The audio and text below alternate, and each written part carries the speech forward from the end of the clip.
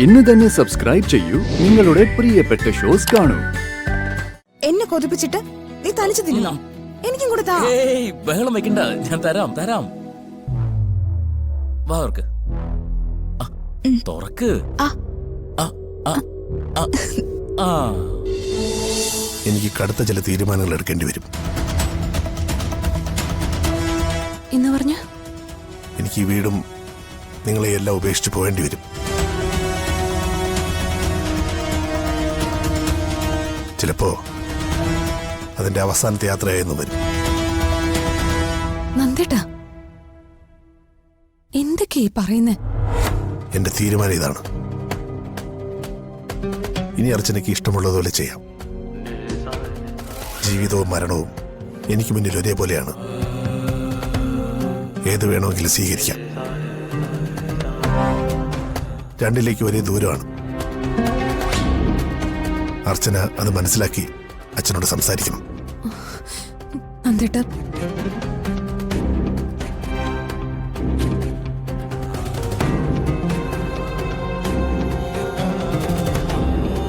അർച്ചനയാണ് mediator.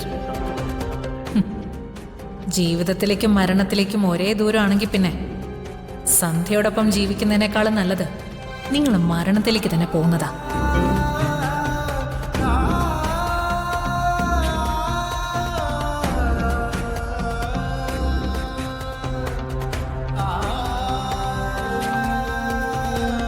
അച്ഛനിപ്പോ റൂമിൽ തനിച്ചായിരിക്കും. ഈശ്വര, ഞാൻ എങ്ങനെയാ അച്ഛനോട് പറയാ?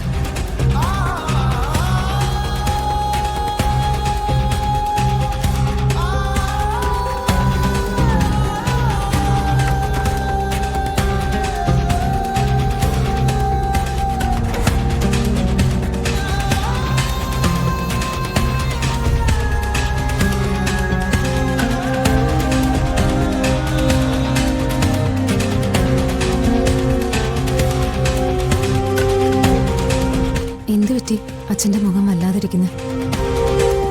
ഹേയ്, ഒന്നുമില്ല. എപ്പോഴും മനുഷ്യരുടെ മുഖം ഒരേപോലെ ഇരിക്കില്ലല്ലോ.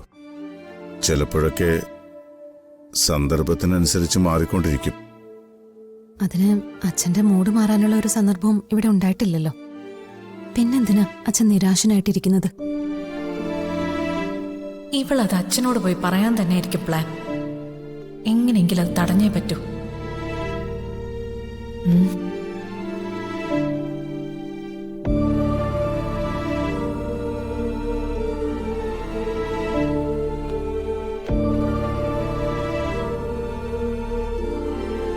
ആഗ്രഹങ്ങളെല്ലാം സാധിച്ചു മരിച്ച ഏതെങ്കിലും ഒരു മനുഷ്യൻ ഈ ലോകത്തുണ്ടോ?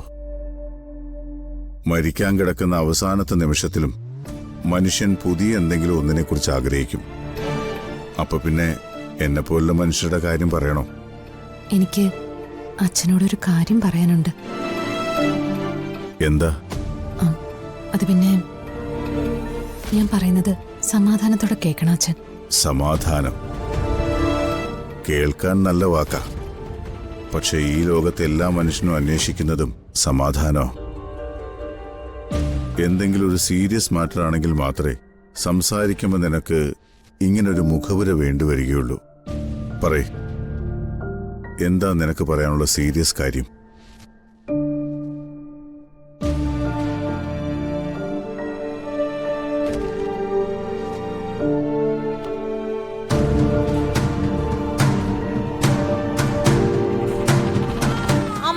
അമ്മ ഇവിടെ ഉണ്ട്.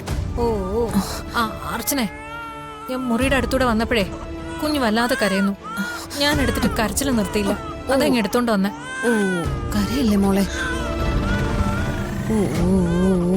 മോളെ കരയിക്കാതെ കൊണ്ടുപോയി റൂമിൽ കിടത്തു.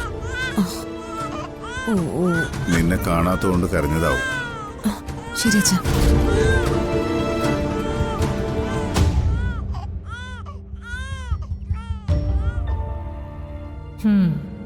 നീ അച്ഛനോടെല്ലാം പറയാൻ തുടങ്ങായിരുന്നു എന്ന് എനിക്ക് മനസ്സിലായി. അത് മുടക്കാൻ നിന്റെ കൊച്ചിനെ തന്നെ എനിക്ക് കരയിക്കേണ്ടി വന്നു.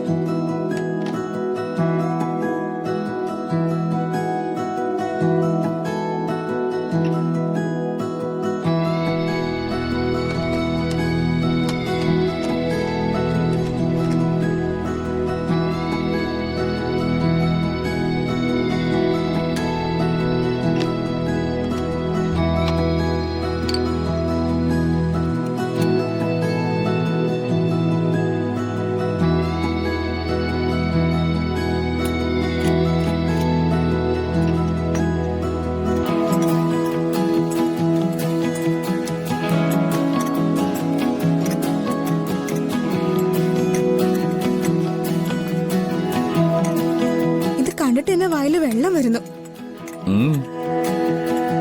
ധനുഷ് എങ്ങനെ ഇതൊക്കെ പഠിച്ചു? അതെ, ഭാര്യമാര് ഗർഭിണികളായാൽ ഭർത്താക്കന്മാർ ഇതൊക്കെ താനെ പഠിച്ചോളും.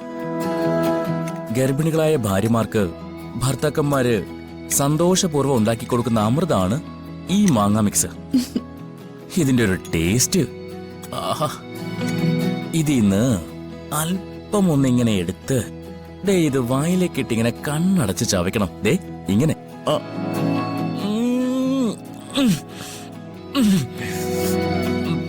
ഇതിന്റെ ഒരു രുചി വേറൊന്നിനും കിട്ടില്ല. എടാ ദുഷ്ട, എന്നെ കൊതിപ്പിച്ചിട്ട് നീ തനിച്ച് തിന്നോ? എനിക്കും കൂടെ താ. ഏയ് ബഹളം വെക്കണ്ട, ഞാൻ തരാം തരാം. വാ തുറക്ക്. തുറക്ക്. ആ. ആ, ആ, ആ, ആ. ഇനി കണ്ണടച്ച് അതിങ്ങനെ ചവച്ചറക്ക്. ആ, എങ്ങനെയുണ്ട്? സൂപ്പർ, കൊള്ളാം. ആ, ഇനിയും വേണം. ഇനിയും വേണോ? ഉം. തരാലോ. ആ. ഉം.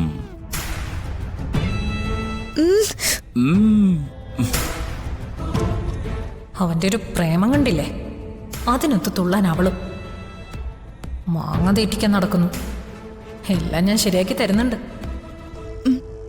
ധനുഷ്, ഉം. ഇനി എനിക്ക് വേറൊരു ആഗ്രഹം കൂടെ ഉണ്ട്. എന്താഗ്രഹം ഉണ്ടെങ്കിലും പറഞ്ഞോ, ഞാൻ നടത്തി തരാം. ഗർഭിണികൾ എന്താഗ്രഹിച്ചാലും അത് സാധിച്ചു കൊടുക്കണമെന്നാ പറയുന്നേ. അതുകൊണ്ട് പറ, ഇനി നിനക്ക് എന്ത് വേണം? എനിക്ക് ആ, നിനക്ക് എനിക്ക് സ്വാമീസ് ഹോട്ടലിൽ ഒരു മസാല ദോശ വേണം. അയ്യോ, അത് പാഴ്സൽ വാങ്ങിക്കൊണ്ടുവന്നാ പോരാ. പിന്നെ നമ്മൾ അവിടെ പോയിട്ട് ഒരുമിച്ചിരുന്ന് കഴിക്കണം. പിന്നെന്താ, നമുക്കിന്ന് വൈകിട്ട് തന്നെ പോവാം. അവളുടെ ഒരു കൊതി തീർത്ത് തരുന്നുണ്ട് ഞാൻ. നിന്റെ ഈ ഗർഭം അത് ഞാൻ കലക്ക് സ്നേഹേ.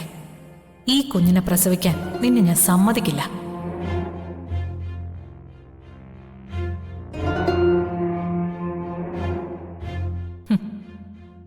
ഇതിന് നിനക്കൊക്കെ ഞാൻ മറുപടി തരുന്നുണ്ട്. എല്ലാം ഞാൻ നിർത്തിത്തരാം.